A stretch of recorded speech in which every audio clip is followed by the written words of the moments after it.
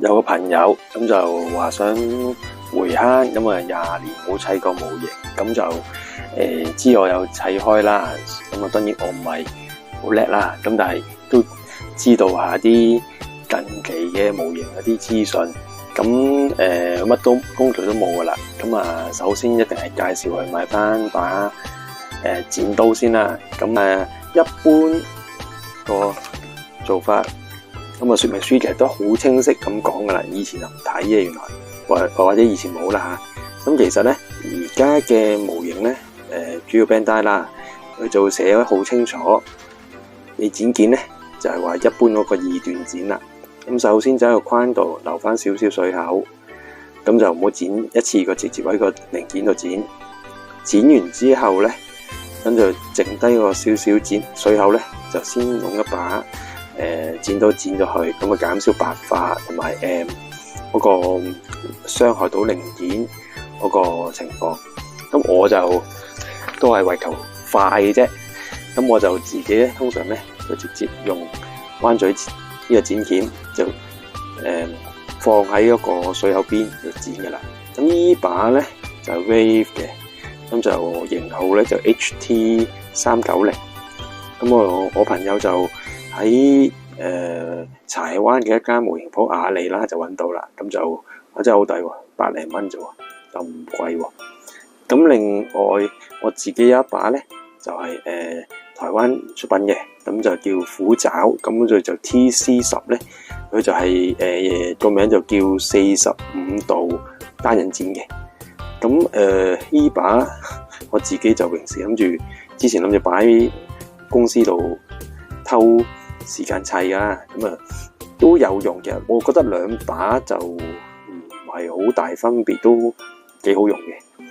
咁跟住落嚟咧，就會試下用翻一般頭先說明書所教嘅方式啦。咁就分二段剪啦，咁就會分別就試下照用翻神之手，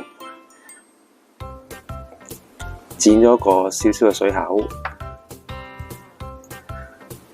用把好 cheap 嘅剪刀，同埋呢把得日文名啊，咁都出名嘅一間日本模型工具嘅牌子，因為日本出嘅，日本生產嘅呢把都係，咁都係100零蚊。咁啊分別試下，如果剪彎嘴剪、直接剪、二段剪完個分別喺邊？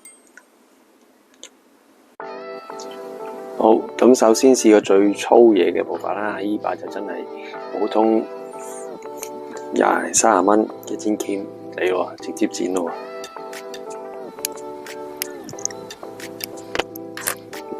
咁當然佢唔係單刃剪啦，咁一定點都唔會完全剪晒啲水口噶啦。咁但係咧，其實講真，而家啲科技先進咧，咁呢盒就警戒戰機啦，咁就啱啱出嘅，咁啲水口咧真係好鬼靚，咁所以都唔會係好嚴重嘅問題嘅。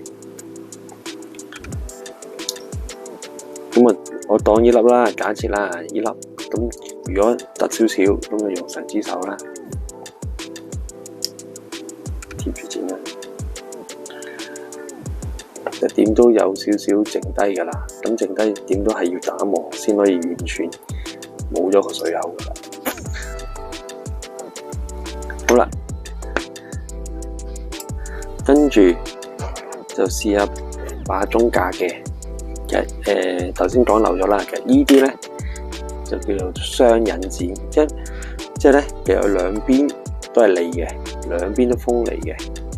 咁兩邊都鋒利咧，有個唔好處就係佢剪落件度咧，咁就會壓迫到啲膠咧，咁就會有白化情況。即係頭先一點白色咁樣咧，就有白化啦。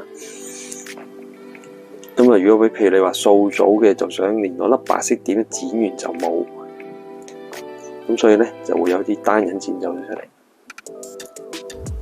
咁啊，依把中價嘅。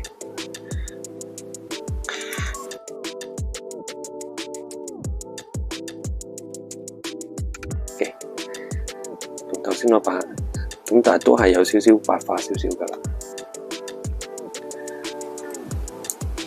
咁剩低呢啲咧，其實都一定係要用打磨方式或者筆刀嘅方式先消除到嘅。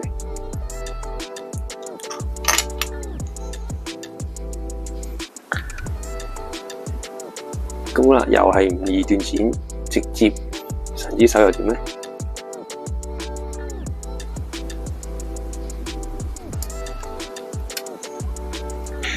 咁我老實講咧，用神之手係剪落去嗰個手感咧係好好多嘅，利好多嘅。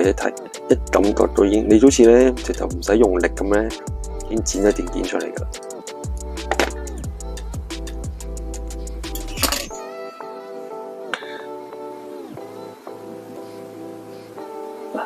呢個就係我放唔平嘅問題啦。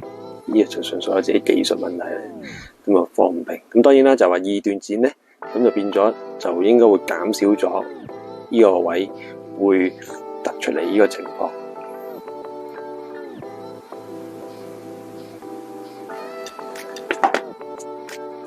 呢樣咧，點都會有啲仲都係白化一啲。咁好啦，今日就講重點啦。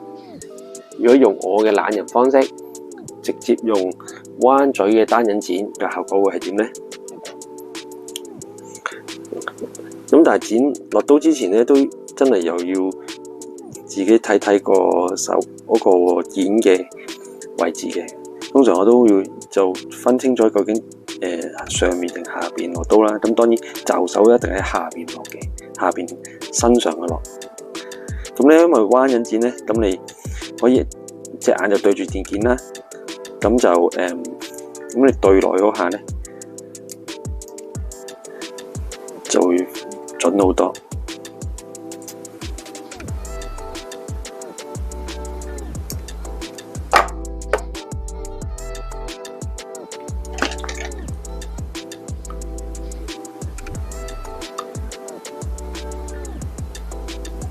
再比較多次。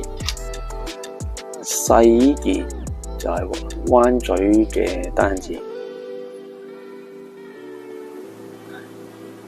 大少少件就神之手。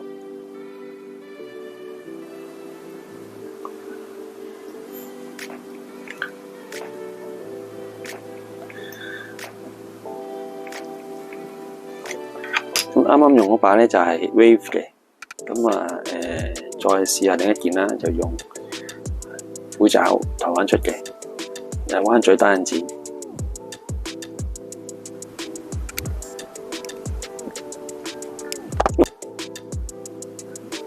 咁其實都係一點咯。你話完全多句啦，你想話完全冇就冇可能噶啦。你問我就，如果真係睇到呢段片，又可以話到俾我聽，有邊把剪刀係剪完件之後完全丁點水口都冇嘅，就真係介紹翻俾我知啦。咁其實就算神之手又好，我彎嘴剪鉗又好，如果你想成個水口都係完全見唔到，唯一嘅方法就係打磨。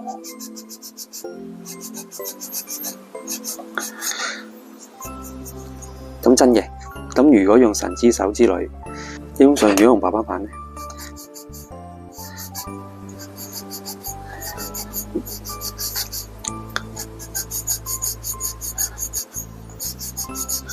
就唔使用筆刀啊！